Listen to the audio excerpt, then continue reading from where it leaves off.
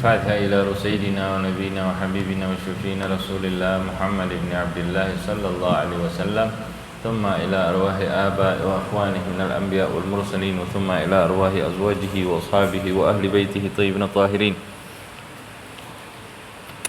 ثم إلى أرواح الإمام المهاجر إلى الله إلى رسول أحمد بن عيسى وسيدنا عبيد الله بن أحمد بن عيسى، وثم إلى أرواح الإمام الأستاذ الأعظم الفقيه المقدم محمد بن علي بعلوي، ومن جميع سادتنا البعلوي وأمه الحبيب علوي بن محمد صاحب مربات بن علي خلي قسام، وثم إلى أرواح الإمام المقدم الثاني الشيخ عبد الرحمن محمد السقاف وأولاده بالخصوص الحبيب عمر مهضار وحبيب أبو بكر السكران السقاف، وابنه الحبيب علي وحبيب عبد الله بن أبو بكر الإدروس الأكبر، وابنه الحبيب أبو بكر بن عبد الله الإدروس العدني، وثم إلى أرواح الإمام الفخر الوجود الشيخ أبو بكر بن سالم مولى عناد وأخيه عقل بن سالم، وثم إلى أرواح الحبيب أحمد بن محمد الحبشي صاحب الشيب، وحبيب عبد الرحمن محمد الجوفي مولى أرشة، وحبيب يوسف بن عابد الحسني، وحبيب عمر بن يوسف بن عابد الحسني، وثم إلى أرواح الإمام القطب الأنفاس وعلم النبراس الحبيب عمر بن عبد الرحمن الأبطاس وشاه علي بن عبد الله الباراس،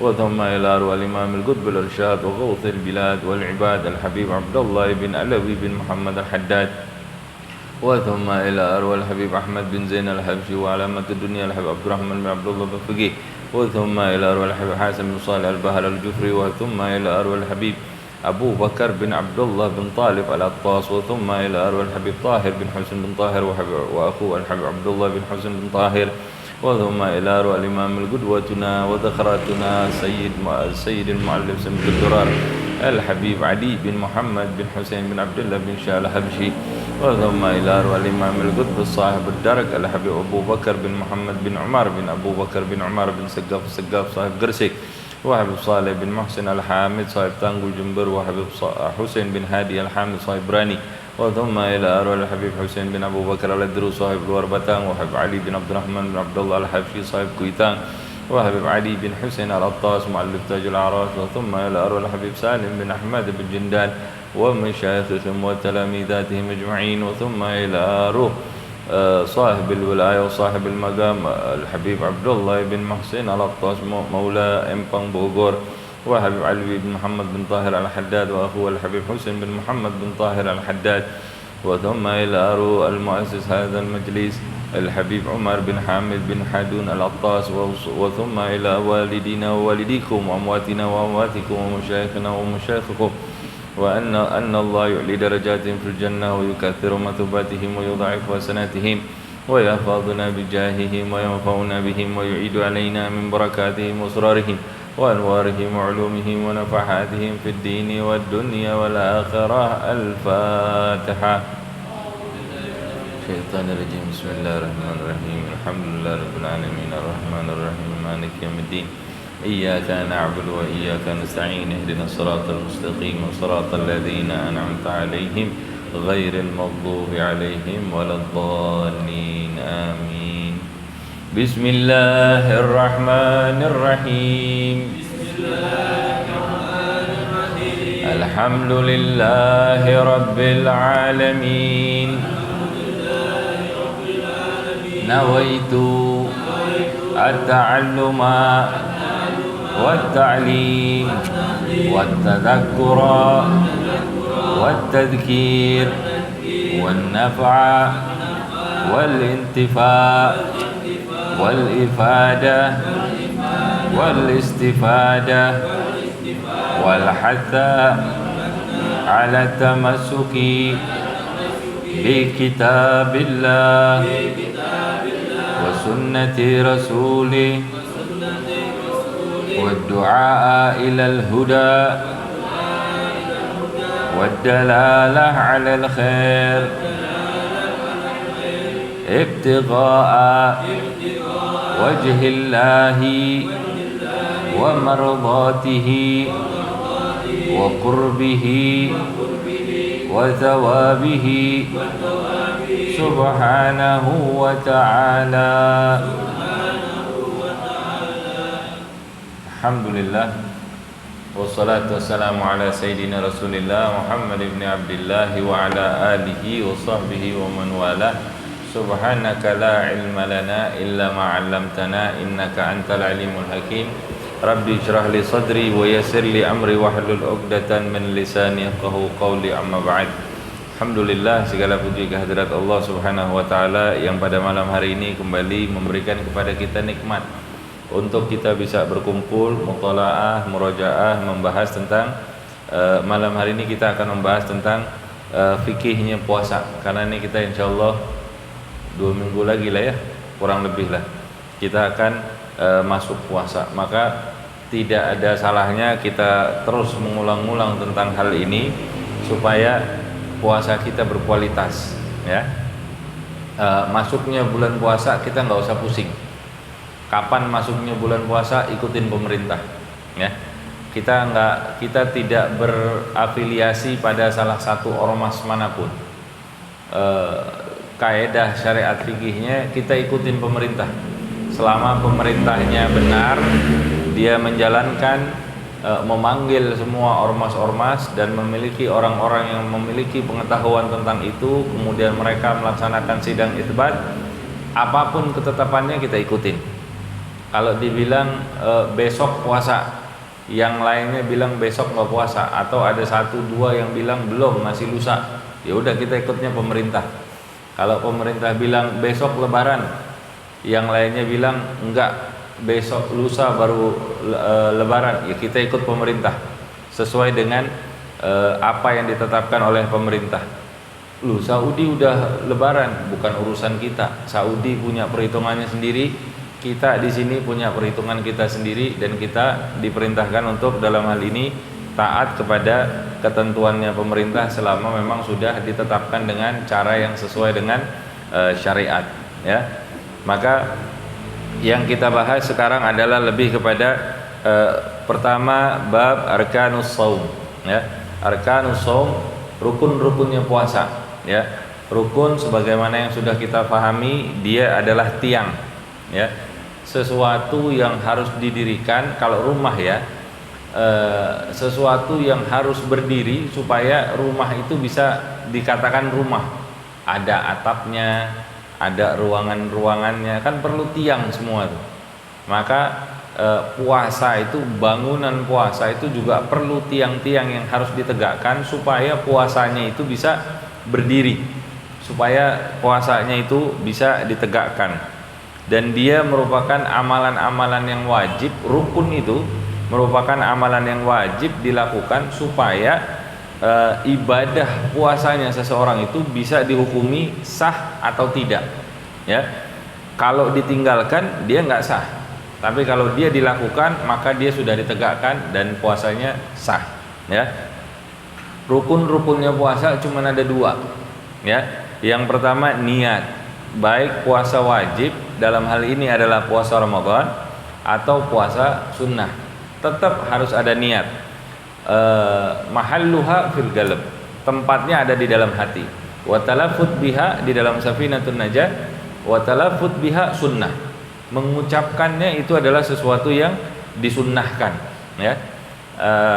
Makanya kebiasaan kita, kebiasaan di masjid-masjid itu ketika sehabis sholat tarawih itu biasanya dipimpin sama imamnya, nak tagidu ala shaum, mari sama-sama kita beriktikad, berniat untuk shaum.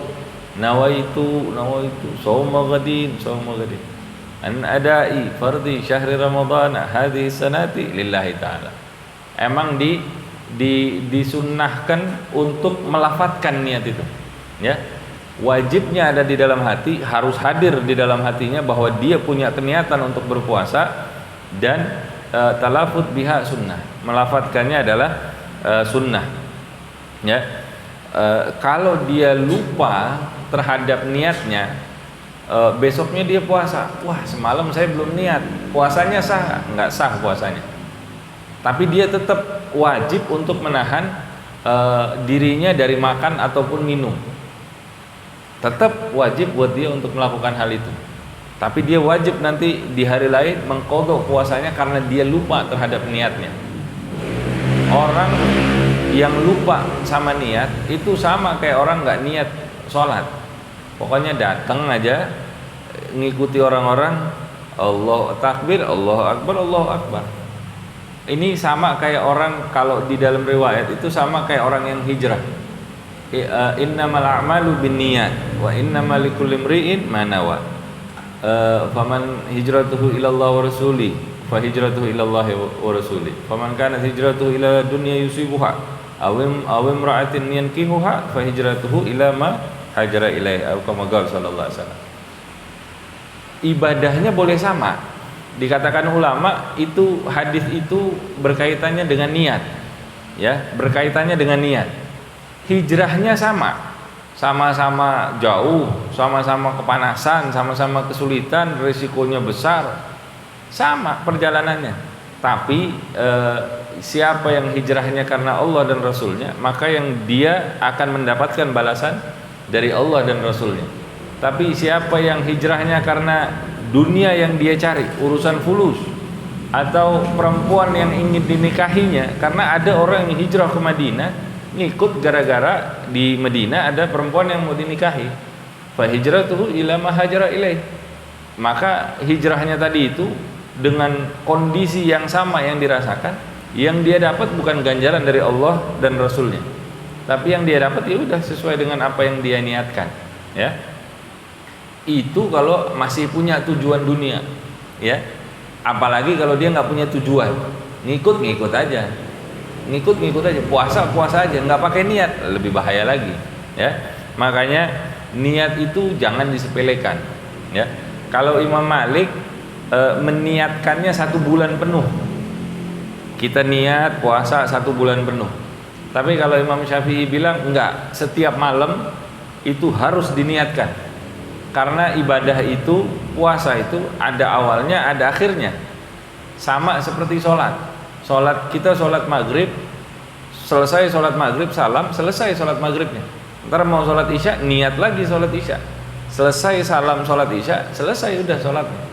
Nah begitu juga puasa, kata Imam Syafi'i. Pendapatnya Imam Syafi'i, bahwa ini selesai, ini hari pertama, selesai kan, buka puasa kita. Besoknya harus niat lagi untuk puasa di hari kedua. Nah, terus ulama kita bilang kalau begitu kita gabungkan pendapat dari Imam Malik sama Imam Syafi'i. Jadi di awal kita niat untuk 1 bulan penuh.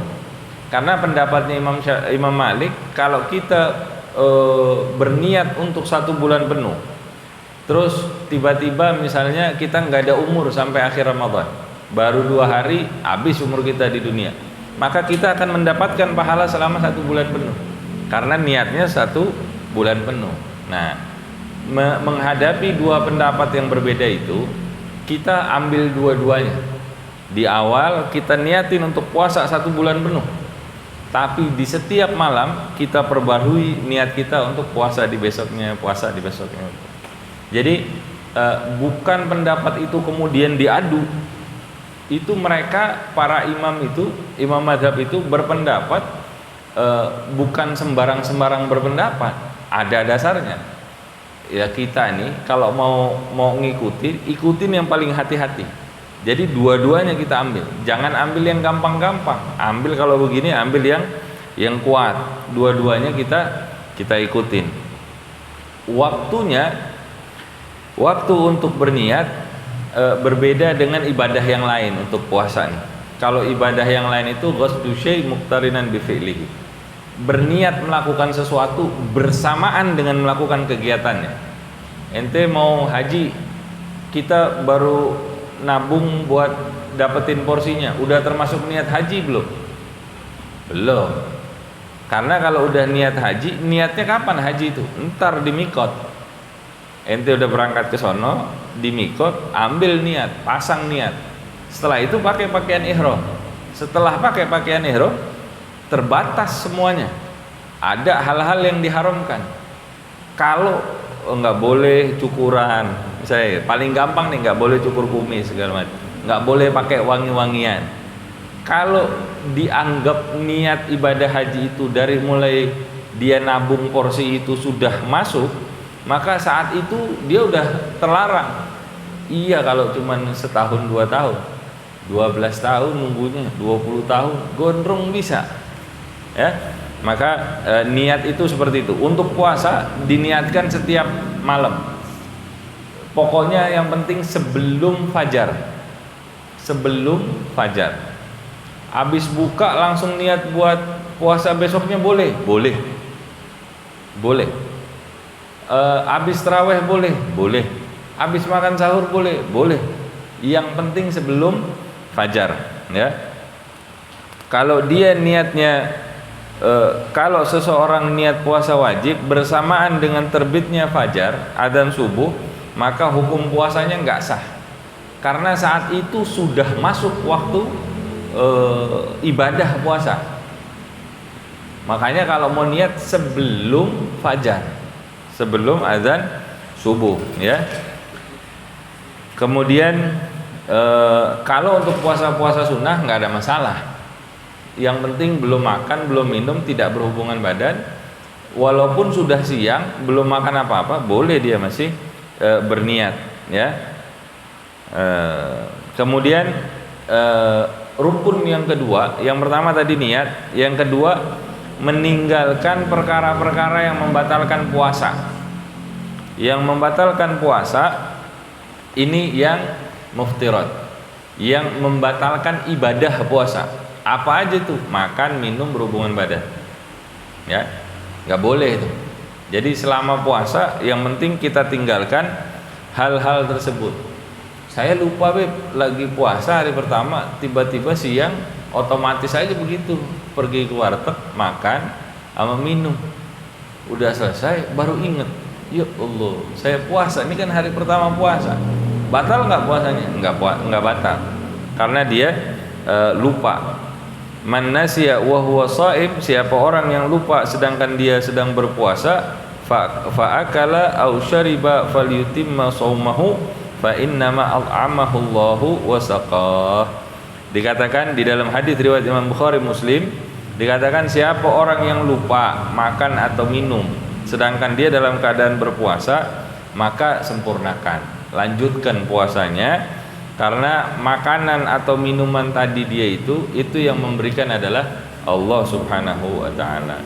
Tapi karena lupa, ya, beneran karena lupa, bukan dibuat-buat lupa. Ada orang kalau lagi makan, sedang makan, lagi puasa nih, tiba-tiba dia makan, terus dia ingat apa yang ada di mulutnya, keluarkan. Jangan dilanjutin, kalau dilanjutin batal, ya, maka keluarkan, ya. Belum minum Beb, seret banget nih, ya sudah, nikmatilah itu, ya, nikmati hal seperti itu. Kemudian itu cuma dua, ya, rukunnya cuma dua tadi itu. Kemudian syurutus siyam, syarat-syaratnya puasa ada beberapa. Yang pertama syarat sahnya puasa, ya. Untuk bisa dikatakan syarat itu dulu, ya. Syarat itu kayak misalnya gini, kita ini mau nyicil motor misalnya, ya, kan ada syaratnya dulu tuh. Syaratnya adalah ngasih bukti penghasilan misalnya gitu, terus KTP. Nah itu syarat-syarat harus dipenuhi dulu tuh. Ketika itu sudah dipenuhi, baru dia dikasih motor misalnya. Nah ketika dia dikasih motor, itu kan dia setiap bulan harus bayar, ya kan? Setiap bulan harus bayar. Nah bayaran setiap bulannya itu tadi rukunnya, sesuatu yang harus dia tegakkan. Kalau enggak, batal kepemilikan motornya, bisa ditarik lagi, ya. Syaratnya puasa itu sesuatu yang harus dipenuhi sebelum dia menjalankan ibadah puasa, ya. KTP segala macam kan syarat. Nah ini juga ini ada syaratnya nih soal puasa. Yang pertama, supaya puasanya dibilang sah, syaratnya dia harus Islam. Kalau ada orang non muslim ikut-ikutan berpuasa gitu, ya, nggak makan nggak minum dari pagi sampai maghrib, padahal dia bukan orang muslim, dibilang puasa apa enggak? Enggak. Walaupun dia niat. Kenapa? Karena syaratnya tidak memenuhi.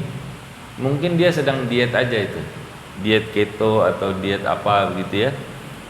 Dan orang Islam itu puasanya cuma 29 atau 30 hari. Dan itu cuma dari waktu subuh sampai maghrib. Karena ada puasa di luar daripada Islam yang sampai 40 hari. Itu bukan puasanya Islam. Ada orang yang puasanya 24 jam penuh. Dari jam 6 pagi sampai jam 6 pagi besoknya. Itu juga bukan puasanya Islam. Puasanya Islam cuman dari waktu fajar sampai maghrib, ya. Dan itu syarat pertamanya harus Islam. Kemudian yang kedua, berakal. Orang harus berakal supaya puasanya dihukumi sah.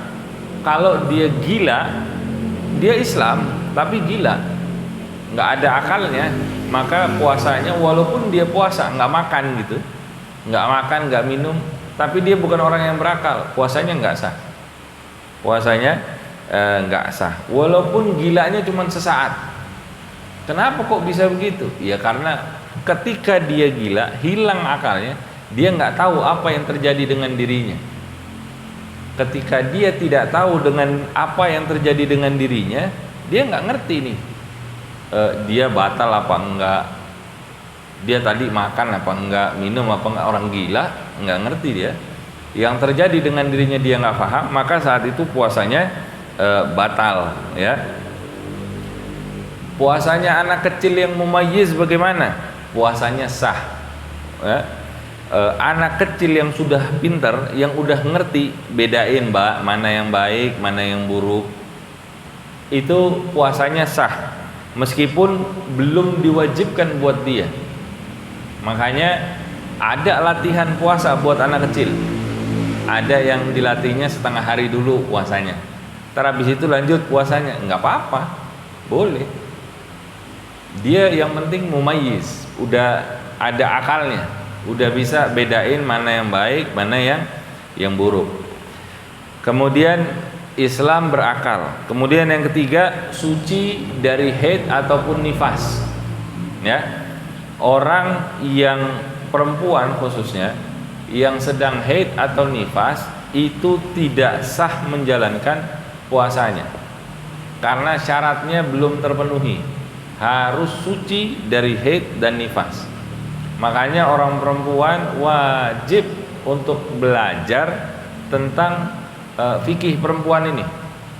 Haid, kapan disebut haid, kapan disebut istihadah, berapa lama minimal haid,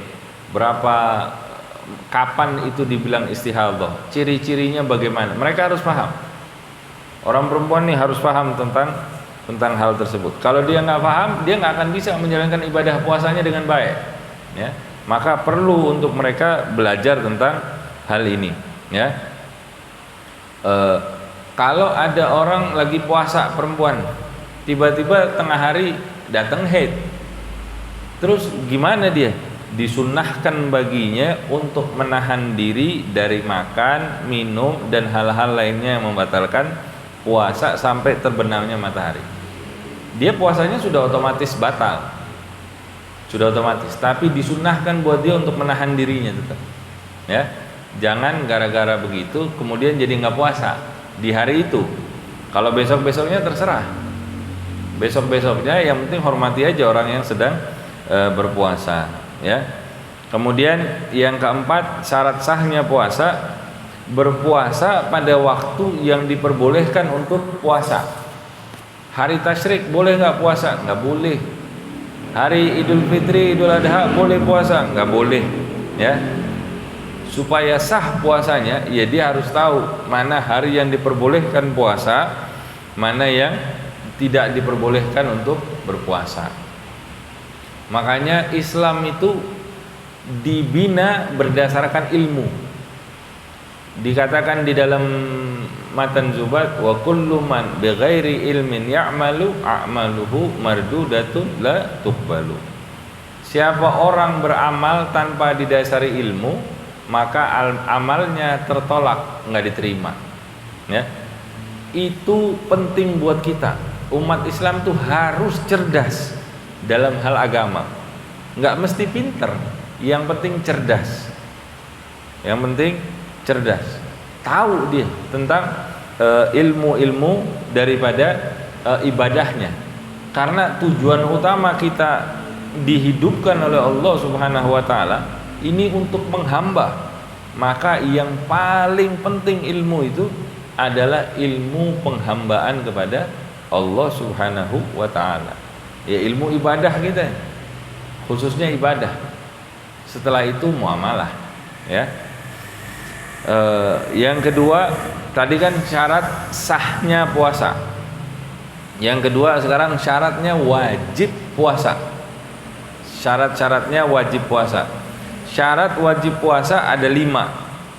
Kalau itu ada di dalam diri seseorang, maka wajib buat dia untuk berpuasa. Yang pertama Islam. Setiap orang Islam wajib hukumnya untuk berpuasa. Selama dia mampu. Selama dia mampu. Bukan orang yang sedang sakit atau sudah terlalu tua yang nggak boleh kata dokter berpuasa, maka dia wajib untuk berpuasa. Yang kedua mukallaf. Udah balik, berakal, wajib tuh. Kalau tadi anak-anak tidak wajib, belum wajib buat dia, tapi dia sah puasanya, diterima puasanya. Tapi wajib apa enggak? Enggak wajib. Tapi kalau dia sudah mukallaf, sudah balik, sudah berakal, maka wajib buat dia untuk berpuasa. Ya, anak yang belum balik belum wajib. Orang yang gila enggak wajib. Orang yang pingsan tidak wajib. Orang yang koma misalnya tidak wajib buat dia berpuasa. Orang yang mabok nggak wajib buat dia berpuasa. Kalau gitu saya mabok-mabokan, dosa ente. Dosa, nggak boleh ninggalin gara-gara mabuk. Ya, tapi buat orang yang mabuk nggak wajib buat dia berpuasa. 2 kali dia salahnya. 1 dia mabok, 2 dia ninggalin puasa karena dia mabuk-mabukan. Ya, tidak diwajibkan untuk puasa. Ya, buat orang tua yang sudah punya anak usia minimal 7 tahun itu diajarkan anak-anaknya untuk belajar berpuasa. Diajarkan anak-anaknya buat berpuasa kalau dia sudah punya kemampuan untuk itu. Ya. Kemudian yang ketiga syarat wajibnya itu mampu untuk berpuasa. Ya, mampu untuk berpuasa ya artinya badannya sehat, dia masih kuat untuk berpuasa. Orang yang dibilang tidak mampu untuk berpuasa bisa jadi karena fisiknya atau badannya. Kalau dia udah tua nggak mampu untuk berpuasa, maka tidak wajib buat dia untuk berpuasa. Gantinya apa? Keluarkan fidyah 750 gram kurang lebih. Atau kalau ini beli aja dah satu makanan ringan di warteg paling 15.000, atau makanan Padang ada yang 10.000, ada yang 12.000. Nah itu diberikan, disedekahkan sebagai fidyah. Maka saat itu gugur kewajiban puasanya. Ya. Kemudian yang kedua dari segi hukum, karena syariat yang melarangnya untuk berpuasa. Ya, seperti orang yang dalam keadaan haid atau nifas tadi. Orang yang haid atau nifas walaupun dia mampu, tapi dia tidak boleh berpuasa karena dilarang oleh syariat. Ya. Kemudian syarat wajib puasa yang keempat, setelah mampu untuk berpuasa, sehat. Seseorang yang dalam keadaan sehat wajib buat dia untuk berpuasa. Kalau dia sakit nggak wajib. Sakitnya bagaimana? Sakitnya yang pertama, sakit yang diperbolehkan untuk tidak berpuasa. Yang pertama yang bisa menyebabkan kematian. Ini saya kalau puasa bisa mati nih, kata dokter, bukan kata dia. Kan kalau orang sakit bisa jadi lebay, aduh ini gini ntar saya mati, ini enggak, bukan gitu. Kalau sakit yang bisa menyebabkan kematian, kalau dia berpuasa, maka bagi dia nggak usah berpuasa. Ya, boleh untuk dia tidak berpuasa, boleh buat dia meninggalkan puasa. Atau yang kedua, kalau dia berpuasa bisa memperlambat kesembuhannya, maka boleh buat dia untuk meninggalkan puasa saat itu. Ya. Yang ketiga, bisa menyebabkan salah satu anggota badannya tidak berfungsi. Ini kalau saya puasa, jantung saya berhenti, mati ya? Enggak. Maksudnya kalau dia berpuasa, mungkin ada salah satu anggota badannya yang bakal kekurangan nutrisi begitu, sehingga dia bisa hilang anggota badannya. Nah ini juga boleh dia nggak berpuasa, atau bertambah parah lah sakitnya. Ya, ini kalau saya sakit begini, saya puasa, yang tadinya sakitnya cuma satu, sekarang sakitnya bisa jadi dua, maka dia boleh untuk tidak berpuasa. Ya, bukan sekedar saya sakitnya panuan, boleh saya nggak puasa, kan saya sakit, nggak boleh. Saya sakitnya keiris misalnya, lagi cukuran kemudian berdarah, sakit kan, kena air perih tuh, apalagi kalau ditambah jeruk nipis, tambahin itu, sakit nih, boleh saya nggak puasa? Nggak boleh, tetap ente wajib puasa, ya. Kemudian yang keempat, yang kelima, setelah sehat tadi itu, yang kelima mukim, dia bertempat tinggal di satu tempat, bukan sedang safar, bukan sedang bepergian. Saya tinggal di Bogor, maka saya mukim di Bogor, saya sehat, saya wajib untuk berpuasa. Tapi kalau orang dalam perjalanan, itu boleh untuk tidak berpuasa, ada rukhsah, keringanan. Tapi saya bepergiannya pakai pesawat tuh, jaraknya jauh memang, tapi pakai pesawat santai. Ente, saya wajib nggak berpuasa? Nggak wajib. Kalau saya mau puasa boleh, boleh. Kalau ente kuat silahkan.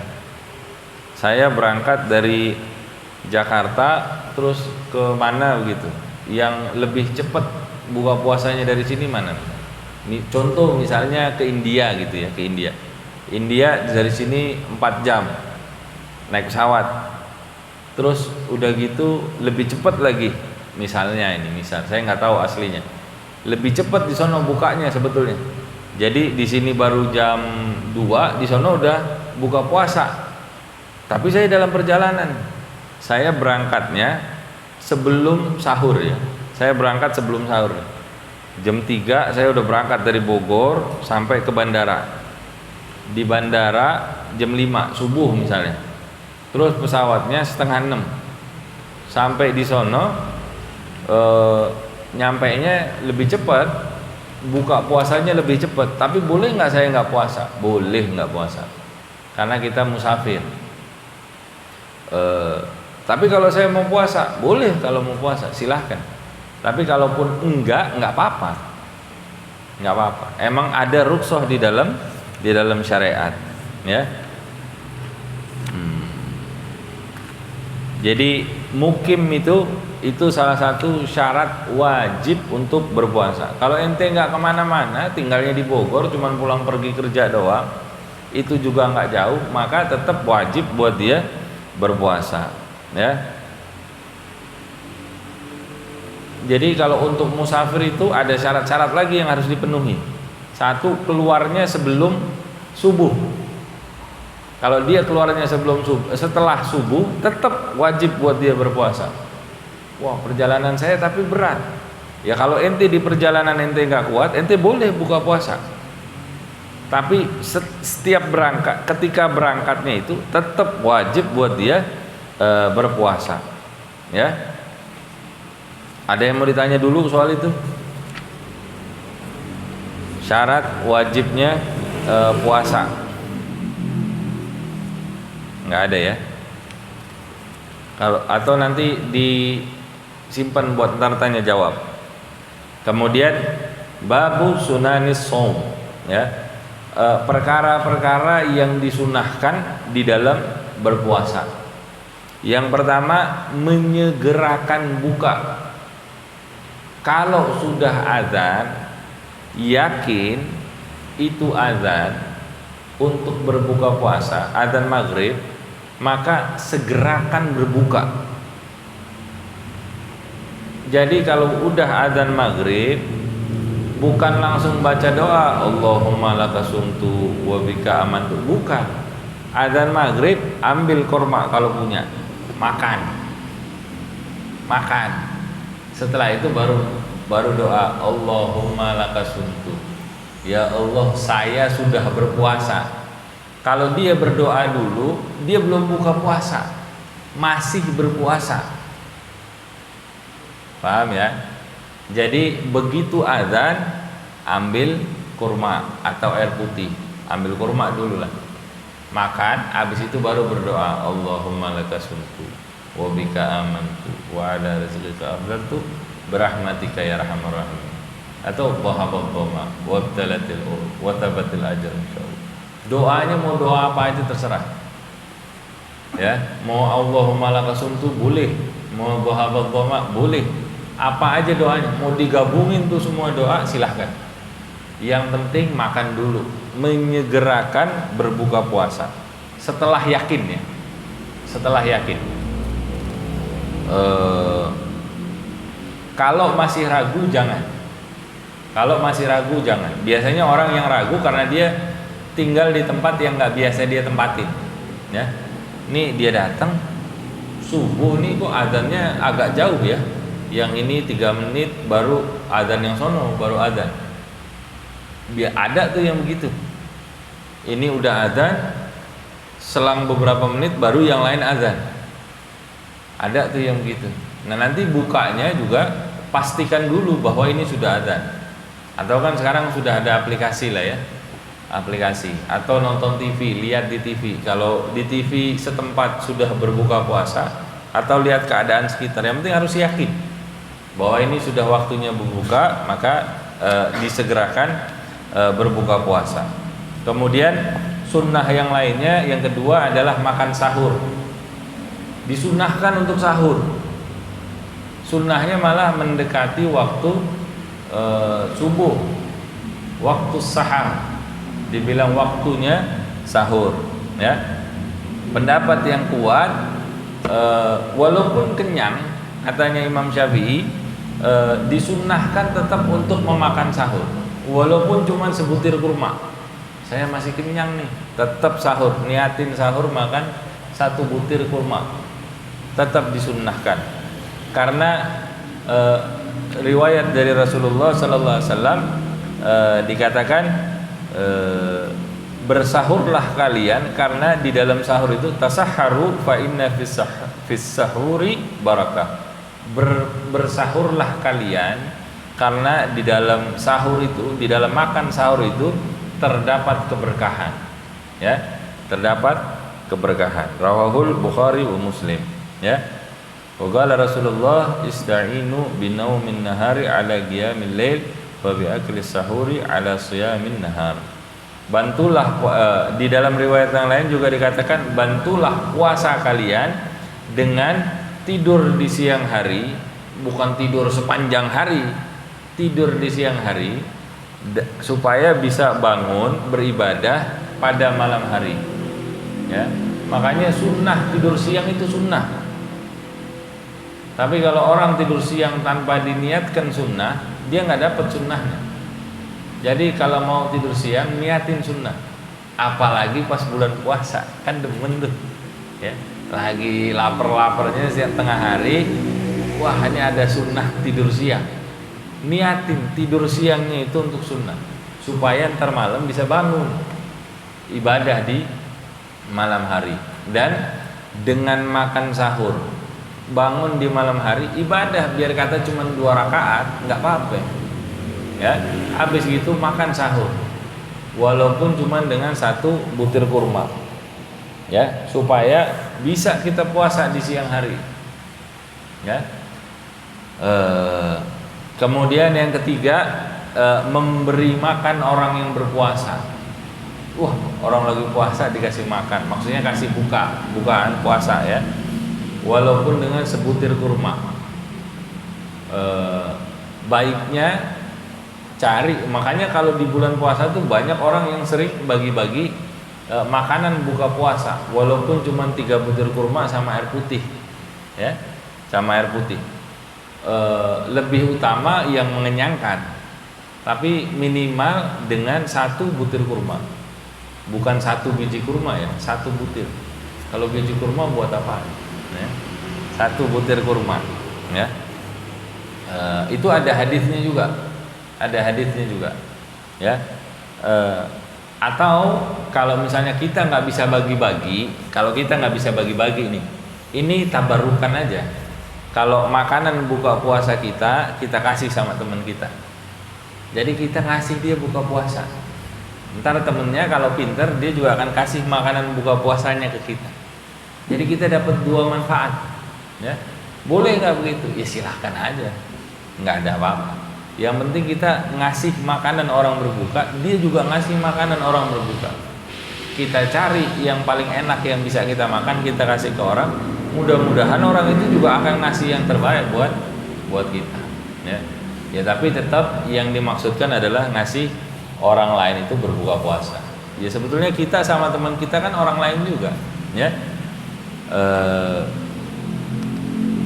Bahkan hendaknya mereka makan bersama. Itu untuk meningkatkan tali persaudaraan di dalam Islam. Saya ngasih makanan yang enak buat ente ngasih makanan yang enak buat anda. Terus kita makan bareng-bareng. Wah, gimana rasanya tuh? Itu juga mencegah kita memberi sesuatu yang kurang baik buat saudara kita. Ini kita kasih sama dia yang nggak baik. Kalau kita makan bareng, mau nggak kita makan? Enggak kan? Jadi semangatnya adalah memberikan yang terbaik buat saudara kita. Itu juga nanti dinilai sama Allah Subhanahu Wa Taala, ya.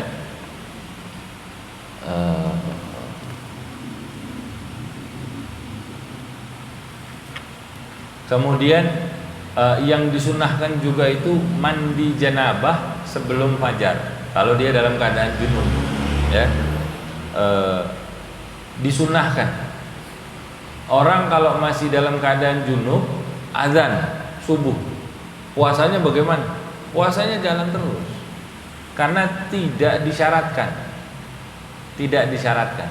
Adapun kenapa dia mandi janabah itu untuk supaya bisa sholat subuh, ya.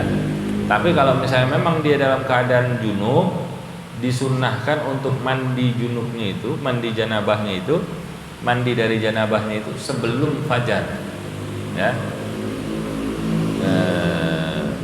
Kemudian sholat taraweh ini juga hukumnya sunnah, ya. Apalagi dilakukan secara rutin. Ini bulan Ramadan, ini bulan yang penuh keberkahan. Cari keberkahan sebanyak-banyaknya, sholat sebanyak-banyaknya, ya. Sholat sebanyak-banyak boleh, bukan cuma 23 rakaat, bahkan di mazhab yang lain tuh sampai 39, bahkan ada yang lebih.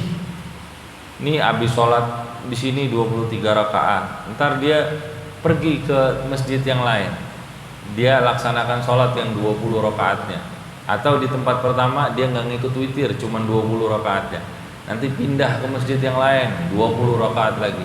Ntar pindah lagi ke masjid yang lain 20 rakaat lagi, pindah ke masjid yang lain baru dia 23 rakaat, ditutup sama witirnya. Witir itu satu kali aja, maksudnya kan di setiap masjid pasti melaksanakan witir kan, entah itu 3 rakaat, entah itu sekian rakaat. Tapi kalau kita mau ngikut witirnya, ikuti di salah satu tempat aja, nggak boleh. Namanya witir itu ganjil, nggak boleh. Jadi kalau 2 kali kita ngikut witir, di sini ngikut witir, di sana ngikut witir, ya nggak jadi witir namanya, ya.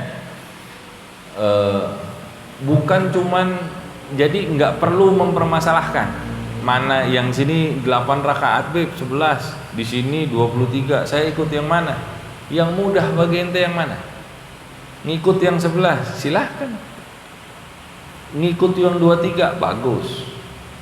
Yang jadi masalah sekarang, yang 8 menyalahkan yang 23 dengan dalilnya, berdalil segala macam. Nggak usah sok-sok dalil-dalilan. Ini Quran sunnahnya bilang begini, ini begini. Mana lebih ngerti ente sama ulama-ulama itu? Sama ulama-ulama. Sayyidina Umar itu melaksanakan sholat tarawehnya 23 rakaat, 23. Terus sekarang bilang, ini Rasulullah sholat di dalam bulan Ramadan maupun di luar bulan Ramadan cuman 11 rakaat. Ini dia nggak mikir. Yang sholat tarawih ada nggak di luar bulan Ramadan? Nggak ada. Terus kalau dibilang Rasulullah itu sholat malamnya 11 rakaat di dalam dan di luar bulan Ramadan, yang dimaksud sholat malamnya itu apa? Witirnya.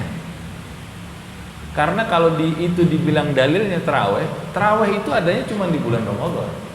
Rasulullah nggak pernah menjalankan tarawih di luar bulan Ramadan. Nggak ada di luar bulan Ramadan itu tarawih. Ini agak aneh memang. Jadi sudah dia melaksanakannya yang paling sedikit, kemudian dia gugat yang lebih banyak melakukannya. Padahal harusnya terbalik. Ini yang 23 awalnya nggak pernah mempermasalahkan kok yang 11. Kenapa yang 11 kemudian jadi menggugat, menyalahkan yang 23? Salah kaprah. Ada lagi yang bilang sholat witir itu harusnya cuma 3 rakaat 1 kali salam. Sholat witir itu paling banyak berapa rakaat? 11. Kalau dia bilang 3 rakaat 1 kali salam, ya kita terima. Cuman kita tantang dia. Kalau misalnya itu kan paling banyak 11. Kalau 5 rakaat bagaimana caranya menjalankan ibadah witirnya itu? Pasti dia nggak ada yang 5 rakaat 1 kali salam. Pasti 3, 2 dulu atau 3 duluan. Loh, itu ngejalaninya 2, 3. Berarti 2-nya juga ada dong. Beda. Kalau kita kan 3 itu kan 2 rakaat baru 1 rakaat. Yang 2 rakaatnya itu minal witir, bagian dari yang ganjil. 2, 1 gitu. Nah ini kalau itu digugat harusnya 3 rakaat 1 kali salam. Ya akhir nggak ada masalah juga memang. Mau 1 kali salam boleh, silahkan aja. Nah cuman kalau kita tanya, kalau ente 5 rakaat bagaimana caranya? Ya pasti dia 2, 3 atau 3, 2. Tapi biasanya 2, 3. Kalau 7 rakaat bagaimana? 4, 3. Yang 4 itu juga genap. Kalau 11 rakaat bagaimana? 4, 4, 3. Kayak formasi bola. 11 juga. Genap ganjil. Apa bedanya sama kita 2, 1? Kita 2, 1 itu ada dasarnya. Sholatul lail matna kata Rasulullah SAW. Sholat malam itu 2, 2. Makanya sholat tarawih kita itu 2, 2, 2 sampai 10 kali. Witirnya 2, 1. Kita lebih kuat sebetulnya, ya, yang kita jalankan. Tapi kita nggak usah mempermasalahkan itu. Kecuali kalau ada orang kalau mau ngejalanin 4, 4, 3 silahkan. Ente mau ikut atau nggak mau ikut itu urusan yang berbeda. Tapi silahkan, nggak akan kita salahkan kok. Ini yang menjadi masalah ketika mereka mempermasalahkan kita, baru itu kita kasih penjelasan. Ya, itu sholat tarawih. Kemudian yang keenam, sholat sunnah witir. Itu juga disunahkan di dalam bulan Ramadan. Ya, paling sedikitnya 1 rakaat, paling banyaknya 11 rakaat. Orang yang udah sholat witir 3 rakaat misalnya pada permulaan malam, nih kita nih habis sholat tarawih kan permulaan malam tuh jam 8 misalnya sampai jam 9, udah witir nih, kita udah sholat witir, boleh buat dia untuk menambah sholat witirnya pada waktu tahajud, boleh, tapi yang genapnya doang, nggak boleh ditutup lagi dengan 1 witirnya tadi. Jadi kalau tadi kita udah 3 rakaat pas tahajud mau sholat sunnah lagi tambah 8 boleh, 2 boleh, ya. Sholat sunnah witir itu waktunya setelah selesai sholat isya, walaupun dengan jamak takdim, ya. Kita nih mau sholat witir, contoh ini di luar bulan Ramadan, ya. Kalau kita mau sholat sunnah witir, kita jamak takdim di waktu maghrib, kan maghrib habis itu isya, habis isya kita mau sholat sunnah witir boleh nggak? Padahal belum masuk waktunya Isya, boleh. Ya, boleh. Dan berakhir waktunya sebelum sholat subuh, ya. Boleh. Jadi perlu digarisbawahi itu. Yang penting setelah sholat Isya, walaupun dengan jamak takdim. Ya, yang penting udah sholat Isya. Ya. Kemudian juga dianjurkan membaca kunut pada rakaat terakhir sholat witir di mulai 16 Ramadan sampai akhir. Ya. Dan sholat sunnah witir itu dianjurkan secara berjamaah. Ya. Kemudian yang ketujuh, memperbanyak bacaan Al-Quran dan tadabbur maknanya dan mengamalkannya. Jadi banyak orang itu membaca Al-Quran, dibaca dulu Al-Qurannya, baru dibaca terjemahnya. Ya. Sebetulnya kalau mau baik, menurut saya ini kan bukan masalah hukum, bukan masalah apa. Tapi kalau mau mentadaburi, itu baca dulu terjemahannya. Dibaca dulu terjemahannya, habis itu baru baca ayatnya. Faedahnya apa? Ketika kita membaca ayatnya, kita tahu nih konteksnya tentang apa. Udah gitu, nanti kita akan lebih mudah insya Allah untuk menghayati bacaannya. Oh nih, tadi dia udah baca nih, kan dia inget tuh mengisahkan tentang apa. Ketika dia baca, itu bisa hadir di dalam dirinya walaupun yang dia baca bahasa Arab, dan itu akan membantu kita untuk lebih mengerti tentang bahasa Arab. Ya walaupun nggak banyak, tapi setidaknya lebih ngerti kita. Oh ini ceritanya tentang ini tadi nih, sekarang saya baca nih. Dibaca, dia akan lebih mudah untuk menghayati insya Allah bacaan bahasa Arabnya. Ya.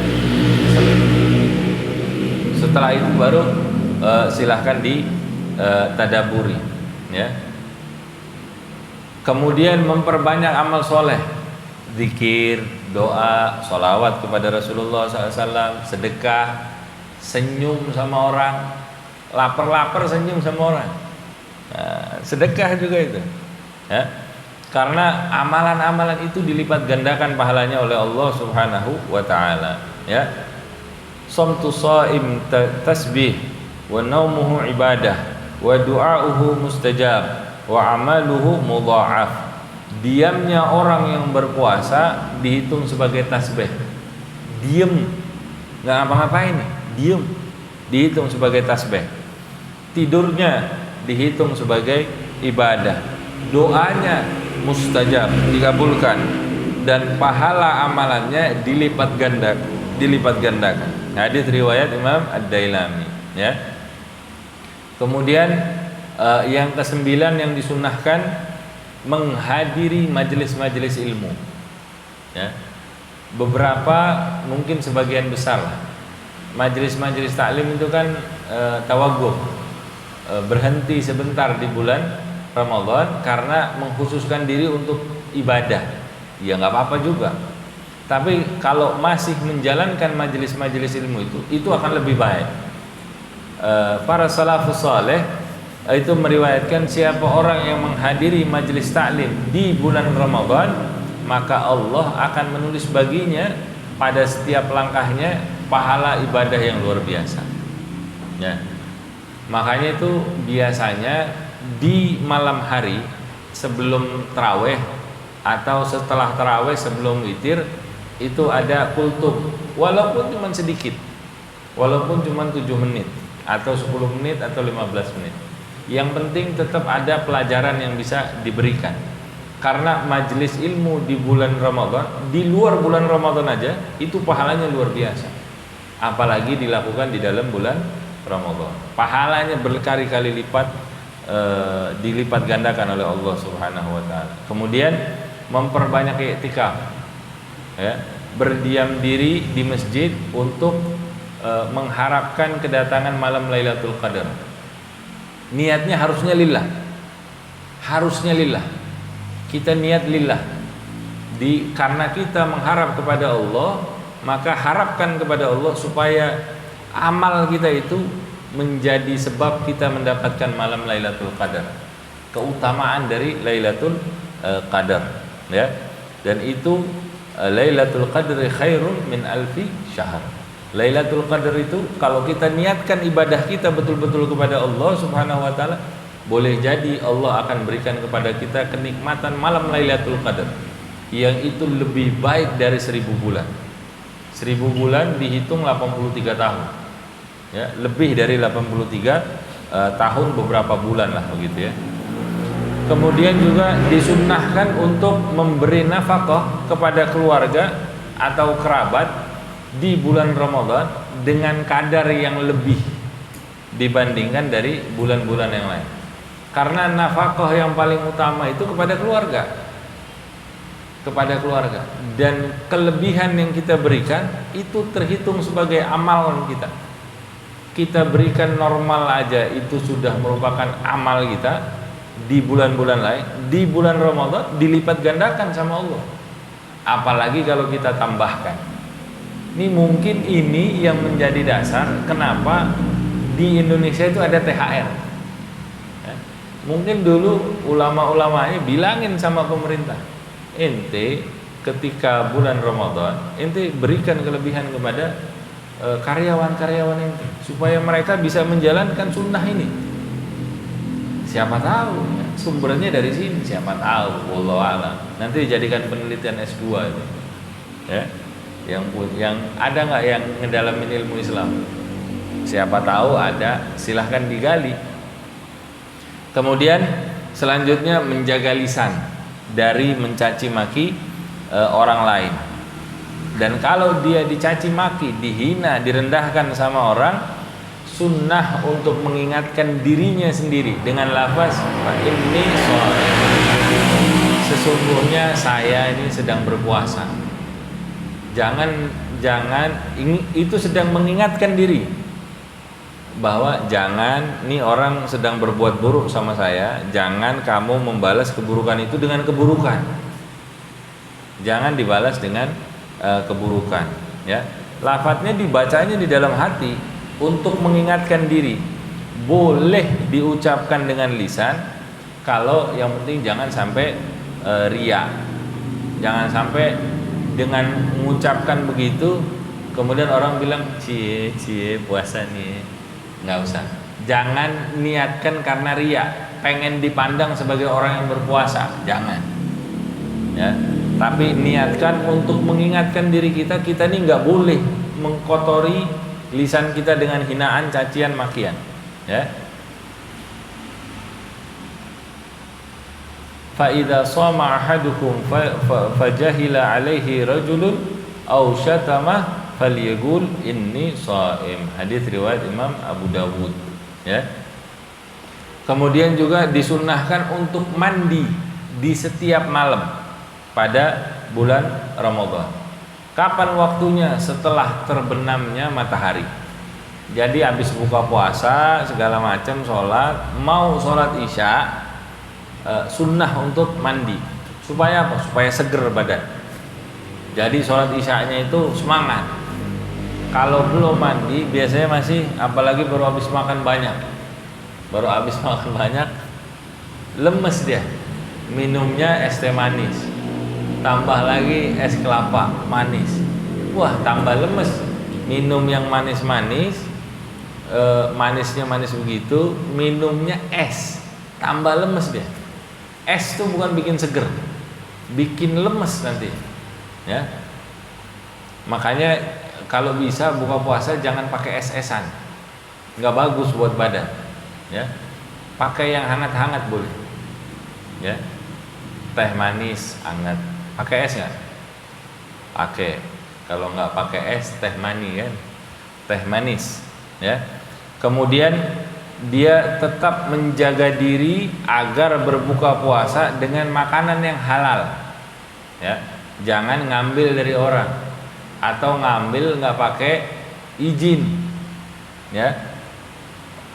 Al Habib Abdullah bin Husain bin Tahir mengatakan, waqdir 'alal halal ya talibal kamal. berbukalah dengan makanan yang halal, wahai orang-orang yang mencari kesempurnaan. Nah, kalau mau nyari sempurnanya, jangan dikotori puasanya dengan makan hasil nyuri punya orang. Ini teman saya, Beb, saya ambil, dia nggak bakalan marah. Jangan. Kalau ente mau sempurna puasanya, bilang.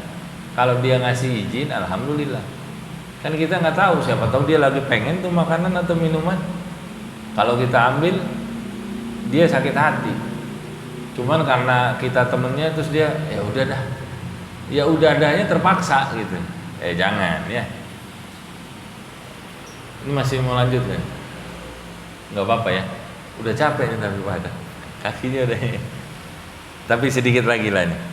Ini masih ada ya 100 halaman lagi lah. Ya baik. Ya. Enggak, ini sedikit lagi. Tentang nanti ini akan kita lanjutkan insyaallah di pekan depan insyaallah ya.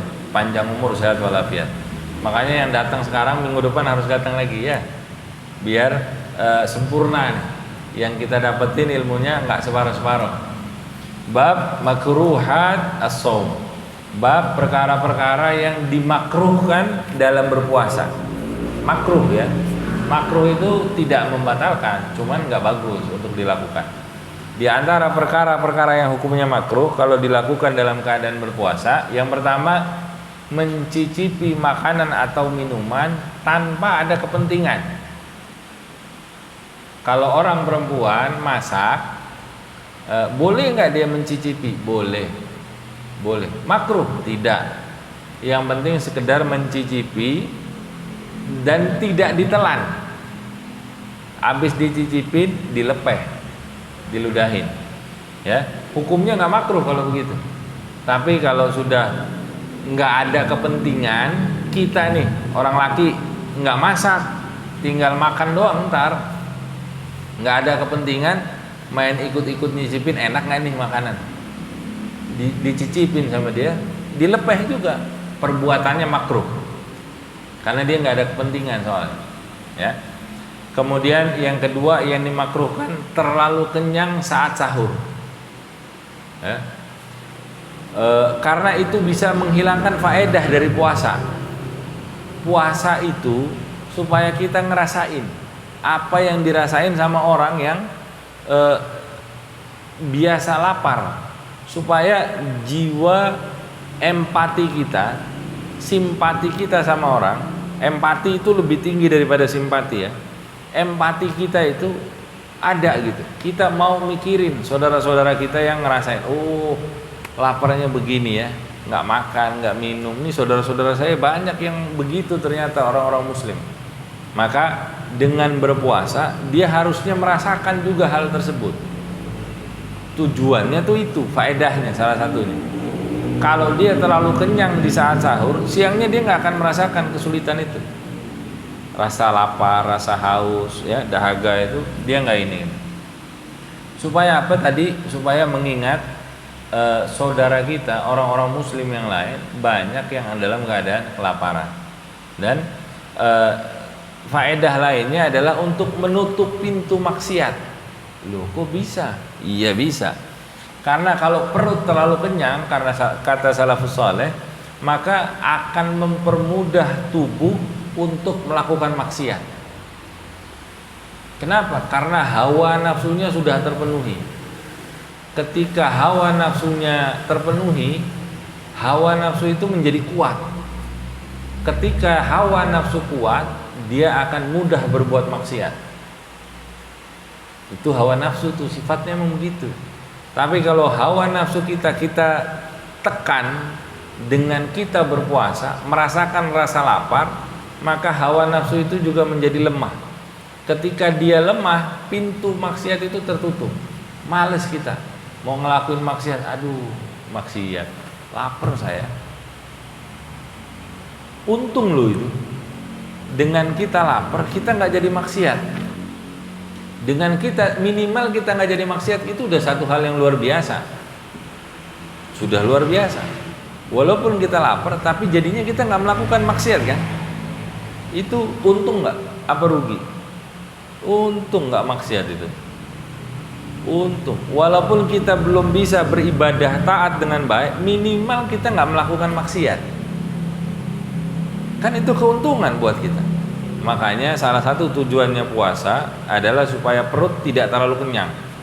Jadi pintu maksiat tertutup dan hawa nafsu kita menjadi lemah.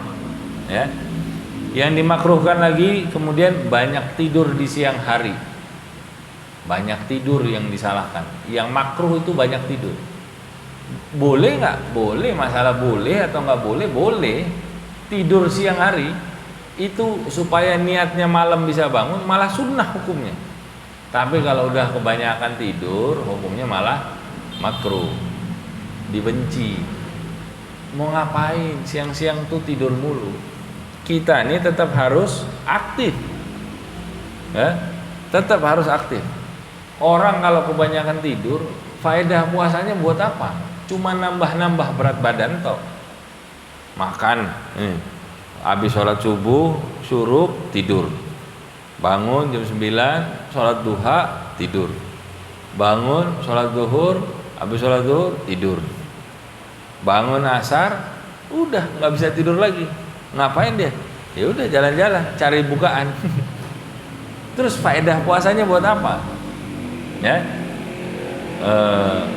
Kemudian termasuk yang dimakruhkan adalah memakai celak mata. Memakai celak mata di waktu siang itu tidak membatalkan puasa, tapi hukumnya makruh. Kalau di dalam pendapatnya mazhab Imam Syafi'i, pendapat ini kuat, memakai celak itu makruh. Ya. Kemudian menggunakan wangi-wangian itu juga makruh di siang hari. Dengerin musik, nonton TV kebanyakan, lain-lain yang dilakukan di kala berpuasa hukumnya makruh. Kalau orang ingin menggunakan minyak wangi misalnya, maka waktunya sebelum fajar atau setelah terbenamnya matahari. Ya. Masalah roll on bagaimana nih? Obat ketiak kan banyak tuh yang wangi-wangi. Ya kalau mau pakai sebelum subuh, mandi, habis mandi pakai sebelum subuh. Kalau siang pakai aja tawas. Tahu tawas ya? Masih ada nggak orang pakai tawas? Sekarang tuh ada tawas yang cair buat obat ketek, nggak pakai wangi-wangian dia. Dan itu cukup mujarab, ampuh. Karena itu yang dipakai sama orang-orang dulu. Zaman saya masih nemuin lah itu, pakai tawas. Tapi sekarang beli tawas di mana ya? Nggak tahu juga ya. Susah kayaknya nyari tahu. Tapi tawas cair itu untuk obat ketek ada. Dia nggak pakai bau-bauan. Tapi yang penting badan kita menjadi tidak bau. Ya. Kemudian bersiwak setelah zuhur itu hukumnya juga makruh ketika puasa di bulan Ramadan, ya, karena bisa menghilangkan aroma mulut. Ini pendapatnya yang kuat, ya. Tapi ada juga pendapat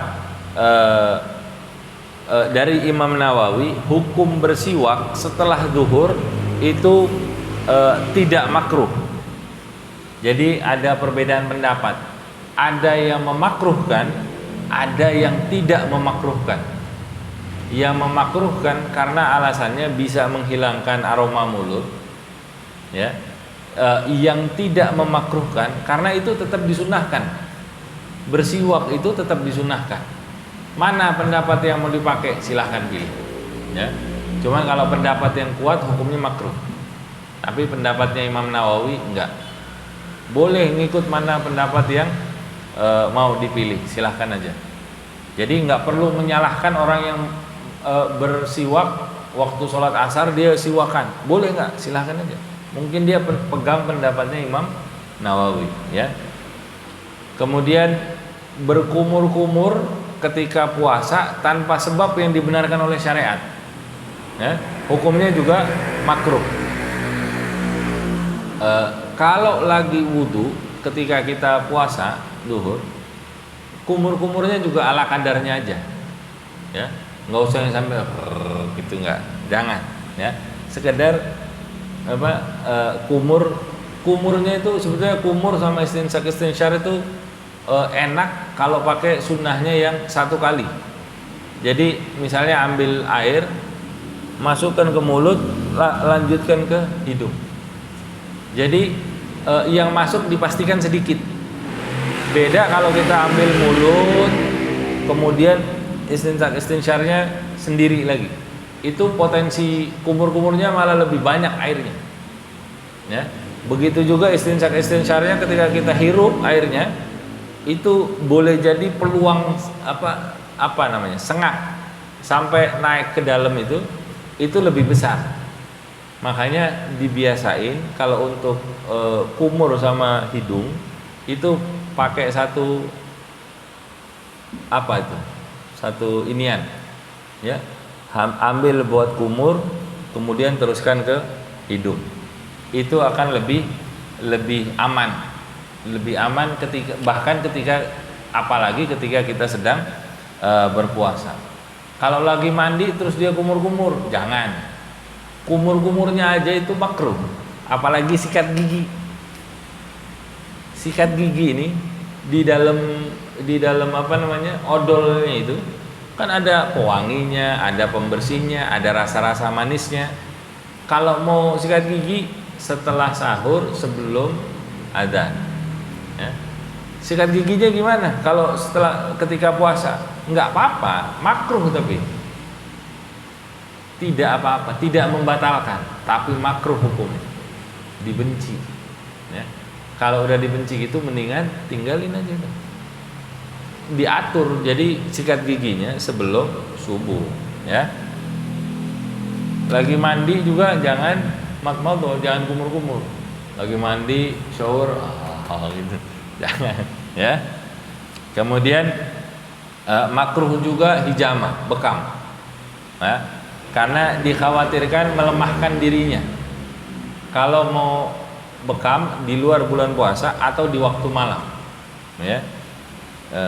Menurut pendapat yang kuat di dalam mazhab Imam Syafi'i hukumnya makruh, ya. Sedangkan ada pendapat sebagian ulama hal ini membatalkan puasa, ya. Tapi yang kita pegang, yang pendapat yang kuat hukumnya adalah makruh. Makruh buat orang yang berpuasa hijamah, makruh juga buat orang yang membekam, makruh juga, ya. Saya kira ini sudah lewat waktu dari 1 jam. Insya Allah di pertemuan yang akan datang kita akan lanjutkan perkara tentang fikih puasa, tentang hal-hal yang membatalkan puasa dan seterusnya. Dan kalau berkenan juga nanti pas di bulan puasanya kita akan kembali membahas tentang fikihnya zakat fitrah. Nanti waktunya diatur aja kapan, apakah sebelum berbuka atau kita bikin taraweh bersama di sini. Habis taraweh kita pelajaran walaupun cuma sebentar lah, nggak terlalu lama seperti ini. Ini mumpung belum puasa, kita siapin bekal kita sebanyak-banyaknya, bukan bekal makanan tapi bekal keilmuan. Semoga Allah Subhanahu wa taala menjadikan apa yang kita terima saat ini dan sebelum-sebelumnya bisa menjadi bekal kita untuk mendapatkan Ramadan ini, Ramadan yang lebih berkualitas dari Ramadan-Ramadan sebelumnya, ya. Dan semoga Allah Subhanahu wa taala menjadikan dengan Ramadan kita itu Allah halalkan bagi kita kesempurnaan malam Lailatul Qadar. Walaupun mungkin kita tidak menghidupkan malam itu, tapi kita berusaha untuk menghidupkan setiap malam-malam di bulan Ramadan dengan keniatan lillah. Tapi di balik itu kita juga mengharap dengan hal tersebut Allah berkenan untuk memberikan kemuliaan malam Lailatul Qadar kepada kita sebagai hadiah kepada kita, walaupun kita punya banyak kekurangan, banyak kesalahan di dalam banyak hal, dan semoga kita diwafatkan dalam keadaan Allah ridho kepada kita, dan semoga ketika kita kelak wafat hal-hal seperti ini menjadi saksi baik bagi kita yang akan memberatkan timbangan amal kita, meringankan amal kesalahan kita, dan hal ini bisa menjemput keridhaan Allah supaya Allah ridho memasukkan kita ke dalam surganya Allah, dikumpulkan bersama dengan Rasulullah sallallahu alaihi wasallam, dengan keluarganya, dengan para sahabatnya, tanpa didahului hisab, tanpa fitnah. Ala hadhihi niyyah wa likulli niyatin salihah wa ila hadratin nabi Muhammad sallallahu alaihi wa alihi wasallam bisirril Fatihah. A'udzu billahi minasyaitonir rajim. Bismillahirrahmanirrahim. Alhamdulillahi rabbil alamin. Arrahmanir rahim. Maliki yaumiddin. Iyyaka na'budu wa iyyaka nasta'in. Ihdinas siratal mustaqim. Siratal ladzina an'amta 'alaihim ghairil maghdubi 'alaihim waladdallin. Amin. Ya Rabbana i'tarafna bi annana i'tarafna wa annana ashrafna ala ladha ashrafna fatub alaina tawbah taghsil li kulli hawbah wastur lana al-awrati wa aminir rawati واغفر لوالدينا ربي ومولودينا والأهل والإخوان وسائر الخلان وكل ذي محبة أو جيرة أو صحبة والمسلمين أجمع آمين ربي اسمع فضلا وجودا منا لا باكتساب منا بالمصطفى الرسول نهضى بكل سول بالمصطفى الرسول نهضى بكل سول بالمصطفى الرسول نهضى بكل سول صلى وسلم ربي عليه عد الحب وآله وصحبه عداد الصحب والحمد لله في البدء والتناهي سبحانك اللهم وبحمدك أشهد أن لا إله إلا أنت أستغفرك وأتوب إليك سبحان ربك رب العزة عما يصفون وسلام على المرسلين والحمد لله رب العالمين والعافو منكم. Assalamualaikum warahmatullahi wabarakatuh.